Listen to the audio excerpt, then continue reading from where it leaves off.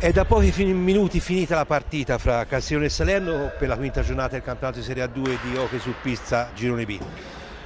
Abbiamo ai nostri microfoni Filippo Montaguti, attaccante del Castiglione, una partita che il Castiglione ha vinto per 9-3, però è stata una partita brutta, nervosa, a tratti anche un pochino troppo.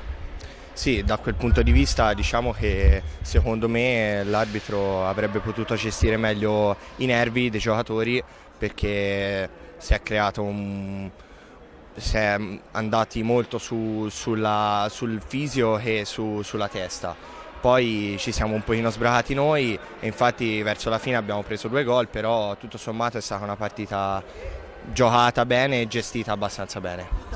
Anche perché ho visto delle belle azioni da parte vostra, avete impegnato il portiere Marrazzo del Salerno, una vittoria che ci voleva dopo la battuta del resto di Camaiore, dovuta al fatto che voi siete andati in formazione rimaneggiata, complici assenze molto importanti.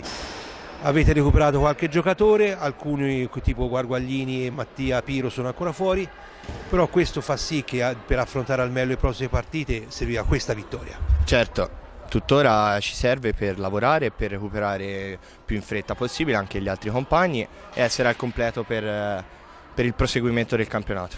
Ora la prossima giornata credo ci sia la giornata di riposo da parte vostra, quindi avrete 15 giorni per mettere a punto alcuni meccanismi che forse stasera non sono proprio andati bene. Sì, direi che bisogna lavorare ancora per migliorare e perfezionare il tutto. L'organizzazione di gioco. Bene, ringraziamo Filippo Montaguti del Castiglione, grazie.